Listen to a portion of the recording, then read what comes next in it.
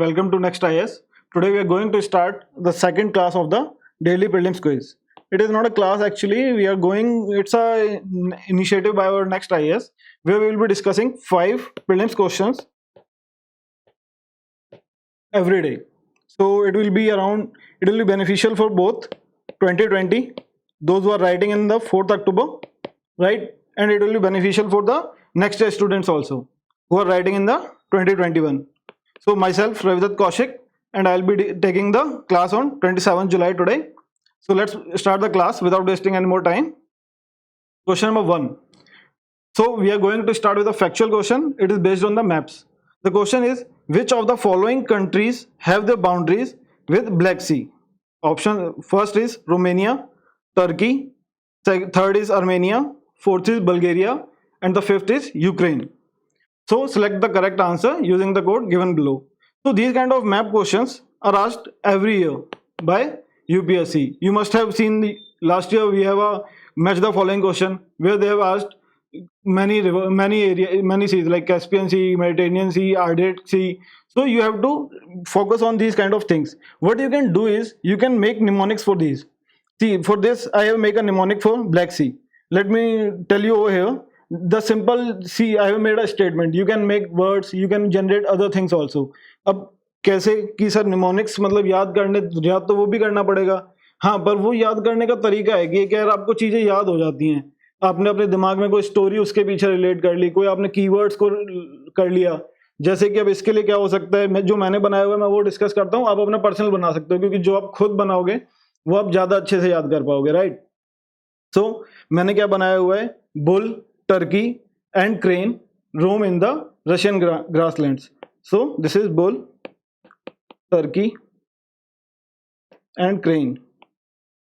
These are all the 3 birds or animal roam in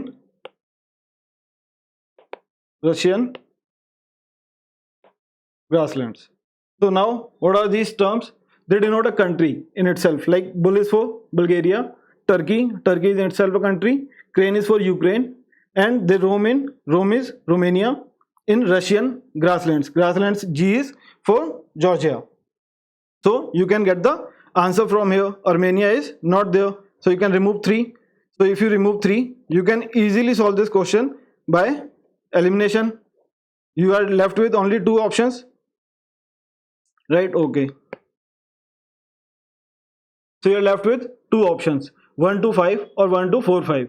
So now you have to see 4. Bulgaria is over there, so the answer will be D. Okay, आप ऐसे ही और भी चीज़ों का बना सकते हो. जैसे मेडिटेरेनियन सी के अब मैंने क्या बनाया हुआ है, बहुत बार पूछा जा चुका, सीरिया वाला side, Syria, Lebanon and all. So there is slip is Syria, Lebanon, Israel, Palestine, right. You can make a mnemonic like that. There are other, I have made a, for those in the south you can make like there is mental, right. You can see the map and you can follow these things. Similar way there are for the Indian things, like you have to remember the rivers and other system. You can make mnemonics for that also, which is the left bank tributaries of the river, which is the right bank tributaries of the river. So there are at least 2 to 3 map questions every year, and these are the easy marks which you can get sure. Now we will discuss why this I have asked this question. See, UPSC has been asking about the Mediterranean Sea from past few years continuously. So this is also very important, and the next very important sea. Why it is very important? There was a Crimean issue. You know why there was a Crimean issue? The reason was simple. Russia wanted Crimea to merge in itself, and Ukraine don't want that. And why it is that? Because see, Russia has you see where is the sea route. Russia has a sea route over the Arctic, which is snow-capped most of the time. So Russia wants to trade, they need the access to the Antarctic Sea. Sorry, not Antarctic, that's Atlantic Sea. Okay, so what can Russia do is, if they have Crimea, it can make the harbors. There is Sea of Azov. You will learn many things in the map. There can be other things that can be asked. So we are going to discuss this map in a very detailed way so that most of the question can be answered, right. So there is Kerch Strait here, which connects Sea of Azov with the Black Sea, right. Then here there is Bosphorus, which is the in Turkey. This is Turkey, this is Turkey. Both are Turkey, and this divides them. Then there is Sea of Marmara. Okay, this is also, you know, there is, I'll show you in the next map. It is also called that this line divides the Asia and Europe over here. We call them, these are European countries, and Turkey is in, this part of Turkey is in Asia itself, right? So I'll show you over here. Let me zoom in. So this is what I'm talking about. When you move from here, Black Sea, there is Bosphorus Strait, then you will reach to the Sea of Marmara, then there is Danellis Strait, and then you will reach the Aegean Sea. Then again, from Aegean Sea you can move to the Mediterranean Sea, and Mediterranean Sea, you all know, it opens in the Atlantic Ocean, right? Okay, so this is why it is important for Russia, and why there is a fight over there. So it is bordered by Turkey, Bulgaria, Romania, Ukraine, Russia, and Georgia. We have also made a mnemonic. You can make your own mnemonics. Second is, it connects to the Mediterranean Sea first through the Bosphorus Strait, then through the Sea of Marmara and the Danellis Strait, then south through the Aegean Sea and the Sea of Crete. Then Sea of Crete we have shown over here. This is Sea of Crete. Okay, so this is the question. You can make these kind of mnemonics, and you can also check the maps. अब करना क्या है यार, अपनी Atlas उठाओ, Atlas खोलो, कितने हैं? कैस्पियन सी है हमारे पास, मेडिटेरेनियन सी है, एरल सी है, बाकी जितनी भी है, मतलब ब्लैक सी है, राइट? इस तरीके से 5-6 आपके बड़े बड़े वो हैं जो ऐसी सी टाइप है. So you just go to the map, वहाँ की सारी कंट्रीज, उसके जो भी कनेक्टेड कंट्रीज हैं, take their name, write it down. अभी हमने जैसे ईरान वाला बहुत चल रहा है, चबार फोर्ट वाला, that also gulf of Oman and everything. You can make a map over there, go to the map and उन्हें याद करने की कोशिश करो. वो जितनी जल्दी आप याद कर लोगे उतने आपके फिक्स मार्क्स हैं यार, ये इजी फिक्स मार्क्स हैं. So don't leave such kind of questions, right? So moving to the next question, question number 2. With reference to the governor of state, consider the following statement. Why the governor of state पे question क्यों पूछा गया है? अभी continuously governor वैसे भी news में रहता ही है. अभी कंटिन्यूसली आप देख ही रहे होंगे, राजस्थान का केस चल रहा है. What is happening here? Rajasthan में क्या हो रहा है? Basically they are asking the governor to call the assembly, and governor is giving excuses not to call the assembly, right? So this is the case going on. So we haven't, मैंने उसके ऊपर question ना बना के थोड़ा सा different question पूछा है स्टैटिक से, ताकि करंट तो आप न्यूज़पेपर में पढ़ ही रहे हो. अगर मैं आज के न्यूज़पेपर का सेम अभी पूछ लूंगा तो कोई इतना फायदा नहीं होगा. So I have made a different question over that. Question क्या है? He is appointed by the president by warrant under his hand and seal. This is very important. अब आपको ये पता होना जरूरी है कि is he appointed by the president under the warrant of his hand and seal. ये बहुत कम लोग हैं जिन्हें प्रेसिडेंट अपने आप warrant under his hand and seal. इसका मतलब क्या होता है सर? देखो, इसका मतलब क्या होता है कि इसे जनरली क्या है कि प्रेसिडेंट बहुत सारी चीज़ों को अपॉइंट करता है. यूपीएससी के मेंबर्स को भी प्रेसिडेंट अपॉइंट करते हैं, बट उसमें क्या होता है, दे डेलीगेट हिज पावर. प्रेसिडेंट क्या करेगा? अपनी पावर्स को डेलीगेट कर देगा. जो सेक्रेटरी हैं, they can sign over their appointments and they will be considered कि प्रेसिडेंट ने ही अपॉइंट किया है.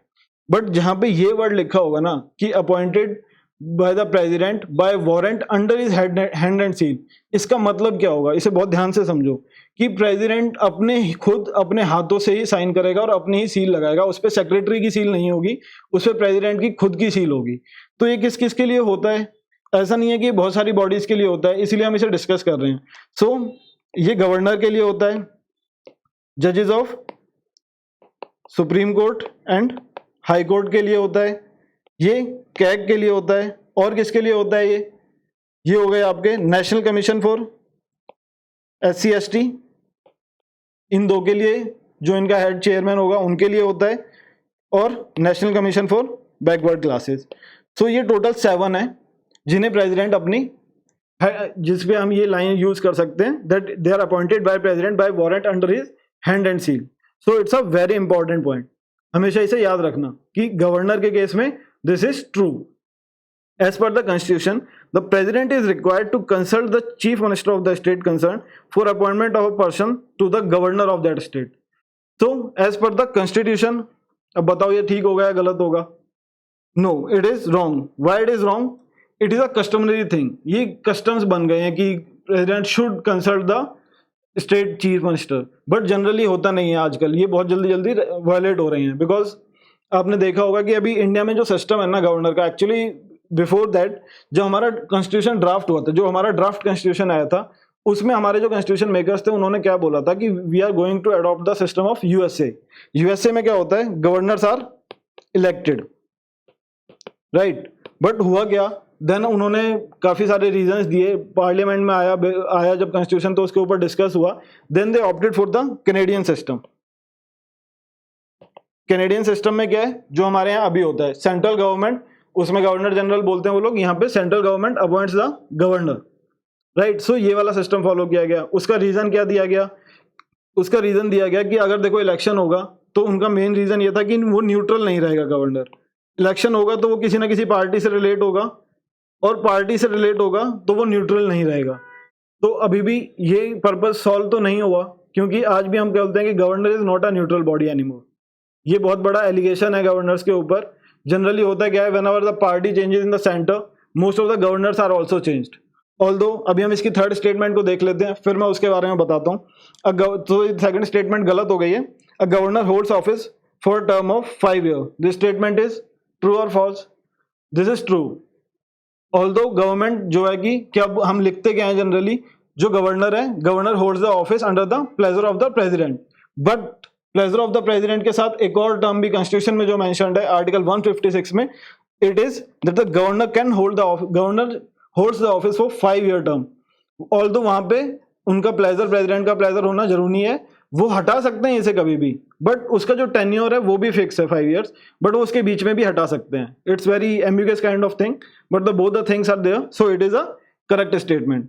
तो इसका आंसर क्या होगा, 1 and 3 are correct, so correct option will be C, right. So यहाँ पे क्या दिया हुआ है, देखो आर्टिकल 155 क्या देता है, appointment of the governor. The governor of a state shall be appointed by the president. ये यहाँ पे डायरेक्टली उन्होंने मेंशन्ड है, ये मैं हम डिस्कस कर चुके हैं। 7 bodies only where this thing happens, so just remember these 7 bodies। और क्या है, टर्म्स ऑफ ऑफिस दी हुई है। Governor should hold the office during the pleasure of the president, this is the first term, right. Article 156 clause A. Clause 2 क्या बोलता है, the governor may by writing under his hand address to the president resign his office. Government ये तो कोई भी कभी भी कर सकता है, right. Subject to the foregoing provisions of the article, a governor shall hold the office for a term of 5 years from the date on which he enters upon his office। इसमें एक और नीचे सब क्लॉज भी होता है। वो sub clause क्या होता है कि उसे 5 साल तो करना ही करना है, लेकिन वो जब तक ऑफिस में रहेगा जब तक नया गवर्नर अपॉइंट नहीं हो जाता, राइट। तो ये भी एक इसमें सब क्लॉज है, जस्ट रिमेंबर दैट ऑल्सो। बाकी क्या है, अभी जो बात चल रही है वो क्या है कि उसमें है कि गवर्नर को सेशन कब बुलाना है, that is dealt in article 174, right. Article 174 deals with this कि गवर्नर को असेंबली, स्टेट असेंबली कब बुलानी है, 6 महीने का टाइम, सेम प्रेसिडेंट वाले रूल्स हैं, वो आपको पता ही है। तो these are the things. Moving to the next question, with reference to environment impact assessment and strategic environment assessment, consider the following statements। तो what are these? EIA और SIA है क्या, और ये क्वेश्चन क्यों पूछा गया है? आज एक आर्टिकल आया हुआ था जिसमें कि हम लोग बात कर रहे हैं कि EIA की एक तो 2 चीजें चल रही हैं, अभी आपने देखा होगा। अभी एक ड्राफ्ट EIA आया था, एनवायरमेंट इम्पैक्ट असेसमेंट का एक ड्राफ्ट आया था, जिसकी डेडलाइन इन्होंने चेंज करके 30 जून कर दी थी पहले, फिर उसे वापस हाई कोर्ट ने एक्सटेंड करा के 11 अगस्त कराया है। तो it is still available in the public to for the comments. तो ये हुआ क्या था कि जनरली हर कोई भी ड्राफ्ट आता है तो हमें 60 डेज का टाइम दिया जाता है, so that the common people can, और कॉमन पीपल, एनजीओज और कोई भी उससे रिलेटेड जो भी जिसके लिए भी वो बिल आ रहा है, पॉलिसी फ्रेमवर्क हो रहा है, तो वो उसके लिए व्हाइट पेपर टाइप होता है, they can give their suggestions. But अभी क्या हो रहा था, they have decreased the time and it has been decreased to the 20 days from the 60 days। so court ने बोला that this is wrong and it should be 60 days only। so हमें वापस वो EIA की उन्होंने इंक्रीज की deadline, तो वो 11 अगस्त गई। तो आज जो हमारा आर्टिकल था उसमें एक उनके क्रिटिकल पॉइंट्स आए हुए हैं जो क्रिटिसाइज किए जा रहे हैं बहुत ज्यादा, 5-6 पॉइंट्स आए हुए हैं। So you must have read that article. So अब ये EIA और SIA क्या होता है सर? EIA तो पता है, चलो रोज न्यूज में आ रहा है। What is SIA? Strategic environment assessment. तो ये देखो यार, इनमें ना बहुत माइन्यूट सा डिफरेंस है, और एक्चुअली माइन्यूट नहीं है, वो बहुत बड़ा डिफरेंस भी है। तो हम पहले स्टेटमेंट्स पढ़ लेते हैं और फिर इन्हें थोड़ा सा डिटेल में देख लेते हैं कि क्या है। EIA takes place at the earlier stage of decision making cycle while SIA takes place at the end of decision making cycle। This statement is wrong, वह the statement is wrong. EIE और SIE होता क्या है अभी हम ये discuss करेंगे तो आपको समझ आएगा कि ये स्टेटमेंट क्यों गलत है, right. EIE focuses on standard agenda, treats symptoms of environmental deterioration, while SEA focuses on sustainability agenda, takes at source of environmental deterioration. This statement is correct. एक बार ध्यान से पढ़ लो, बड़ी स्टेटमेंट है, मैंने जानबूझ के बड़ी स्टेटमेंट दी है। यूपीएससी जनरली लास्ट टाइम अगर आप देखोगे यूपीएससी का paper, they were very big statements. कुछ लोगों ने तो ये तक कहा था कि प्रीलिम्स का पेपर लेंथी था, राइट, जो कि जीएस का प्रीलिम्स का पेपर जनरली बहुत कम कोई ये बोलेगा कि paper was lengthy, but last time students was saying the paper was lengthy and the basic reason was कि एक तो बहुत सारी स्टेटमेंट्स थी, बहुत बड़ी बड़ी स्टेटमेंट्स थी और आपको उसमें थिंकिंग करनी पड़ रही थी। इतना इजी पेपर नहीं बोलेंगे हम उसे। तो ऐसी बड़ी स्टेटमेंट आती है, उसका तरीका क्या है भाई, दोबारा पढ़नी पड़ेगी अगर एक बारी में समझ नहीं आई तो धीरे धीरे आराम से पढ़ो। क्या है, EIA focuses on standard agenda, treats symptoms of environmental deterioration while SCA focuses on sustainability। वो तो कह रहे हैं कि ये स्टैंडर्ड एजेंडा को करती है और this is talking about the sustainability and gets at the source of the environmental deterioration. This is correct, so the option answer will be 2। अब ये होता क्या है दोनों, देखो बेसिकली क्या है कि स्ट्रेटेजिक एनवायरमेंट असेसमेंट और एनवायरमेंटल इम्पैक्ट असेसमेंट। यहाँ आपको नाम से ही समझ आ रहा है कि this is for the impact of that project that is going to happen and this is some kind of strategic environment assessment. ये क्या है, ये प्रोजेक्ट होने से पहले तैयार की जाती है। अब ये क्या हुआ कि मान लो कोई प्रोजेक्ट लेके आना है, आपको रेल बनानी है या कहीं से आपको मेट्रो रेल बनानी है या रोड बनाना है, कोई कंस्ट्रक्ट करना है, तो एनवायरमेंट इम्पैक्ट असेसमेंट क्या करेगा, जब आपने रोड फाइनल कर लिया कि इससे इस एरिया के बीच में रोड जाएगा, तो इन्वायरमेंट इम्पैक्ट असेसमेंट का काम स्टार्ट होता है कि अच्छा यहाँ से रोड जाएगा तो इसका क्या इम्पैक्ट पड़ेगा, कितने पेड़ गिराने पड़ेंगे, कितना एनवायरनमेंट पे इम्पैक्ट पड़ेगा, कितना पॉल्यूशन क्रिएट होगा, उसके आसपास किस टाइप का एनवायरनमेंट है, क्या एनिमल्स पे इम्पैक्ट होगा या क्या होगा, स्ट्रेटजी हम वहां से बनानी स्टार्ट करते हैं। बट जो स्ट्रेटेजिक एनवायरनमेंट असेसमेंट है ना, वो उससे पहले की बात करता है, उससे बहुत पहले की, like it makes the decision making on the upper scale. कि वो क्या कह रहा है कि जब हमने ये डिसाइड ही नहीं किया ना रोड बनाना है, तो वो बात करेगा कि हमें एनवायरनमेंट को दिमाग में रखते हुए सबसे पहले तो ये प्लान करना है कि हमें रोड की जरूरत है, रेल की जरूरत है और मेट्रो की जरूरत है, या क्या बनाना है, या वाटर लिंकिंग करनी है। तो हम इनमें से पहले सबसे पहले ये डिसाइड करेंगे कि हमें किस टाइप की चीज बनानी है ताकि एनवायरनमेंट को मिनिमम इम्पैक्ट हो, right. So it goes in the decision making, उसमें डिसीजंस में बहुत ऊपर चला जाता है, राइट। दिस इज SEA, इसलिए हम इसे बोल रहे हैं स्ट्रेटेजिक। सो द इसीलिए पहली स्टेटमेंट गलत है कि EIA अर्लियर स्टेज पे नहीं आता है। इट इज जनरली सेड कि अगर हम EIA और SEA को कंपेयर करेंगे, ऑल्दो EIA प्रोजेक्ट से पहले आ रहा है, you can say that, but यहाँ पे क्वेश्चन में क्या बात की गई है, EIA और SEA। तो जब हम EIA और SEA को कंपेयर करेंगे ना, तो EIA जो है वो SEA के बाद आ रहा है। SEA बहुत पहले एक प्री प्लान वाली चीज है। So there are differences also which are mentioned by the UN itself। So these are the differences that EIA takes place at the end of the decision making cycle, SEA takes place at the earlier, it's a reactive measure कि आपने plan कर लिया, project तो बनना ही है, अब आप check कर रहे हैं कि इट्स अ फिजिबल और नॉट, या फिर इसमें क्या और थोड़े से चेंजेस कर सकते हैं ताकि हमें फिजिबिलिटी बन जाए, एनवायरमेंटल को ज्यादा इंपैक्ट ना हो। And it's a proactive measure कि आप इस प्रोजेक्ट को लाने से पहले ये चेक कर रहे हैं कि क्या प्रोजेक्ट लाना चाहिए कि नहीं लाना चाहिए और कौन सा प्रोजेक्ट लाना चाहिए ताकि एनवायरमेंट पे इम्पैक्ट कम पड़े। It identifies specific impact on the environment. It also identifies environmental implications, issues of sustainable development, right? It considers limited number of feasible alternatives and it considers broad range of feasibility। ये हम बात कर चुके हैं, limited review and there is a scope for broader review कि हम हो सकता है all together प्रोजेक्ट को डिफरेंट लेके आ जाएं। वेल डिफाइंड प्रोसेस है, क्लीन बिगनिंग है एंड एंड है। इसमें क्या है कि वेल डिफाइंड प्रोसेस नहीं है, इसमें हो सकता है कि बहुत ब्रॉडर पर्सपेक्टिव ले रहे हैं तो हमारी प्रोसेस बीच में ही चेंज हो जाए, हमारे बहुत सारे तरीके आ जाएं SEA में। So these are all the differences. Okay, moving to the next question, question number 4। This is taken from the newspaper itself. Showcase एक पेज आता है generally which is avoided by all the students. तो इसमें क्या होता है कि generally नहीं आती है काम की, आई एग्री।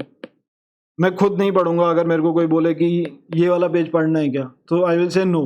बट कभी कभी आपको क्या है कि इसीलिए हमेशा बोलते हैं कि न्यूज़पेपर से हमेशा आपको कोई भी चीज़ ऐसा नहीं है कि ये पेज अवॉइड ही कर देना है, ये पेज छोड़ ही देना है, ऐसा कुछ भी नहीं है न्यूज़पेपर में। एटलीस्ट जब आप एक न्यूज़पेपर पढ़ रहे हैं दैट इज द हिंदू। अब हम द हिंदू की क्यों बात कर रहे हैं सर, क्योंकि भैया पेपर आ रहा है इससे, अब तक आ रहा है, अभी तक चेंज नहीं हुआ, जब चेंज हो जाएगा तो हम पेपर के दूसरे का नाम लेना स्टार्ट कर देंगे जिससे आएगा, बट अभी इसी से आ रहा है।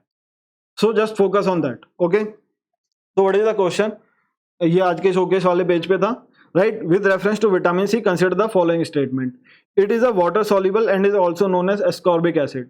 Is it water soluble? Yes, it is water soluble. Sir इसमें डिफरेंशिएट का क्या, एक और मैंने निमोनिक बनाया हुआ है, इफ यू लाइक इट, कीड़ा। कीड़ा is vitamin K, vitamin E, vitamin D and vitamin A. So these are all fat soluble vitamins. You can write it like that. कि आपको अब ये याद हो गया कि कीड़ा याद कर लो, कीड़ा is a fat soluble vitamins, और बाकी कोई भी विटामिन पूछा जाएगा तो that will be a water soluble vitamins, right. So the first statement is correct, it is also known as ascorbic acid. Vitamin C आजकल चल क्यों रहा है वैसे, अगर हम जनरल बात करें तो it is called as the immunity booster. So this is why it is always in the news right now because of corona. So it boosts your immunity and this is the only way to deal with corona, as most of the people are saying, because right now there is no fixed thing that there is a medicine or there is a vaccine.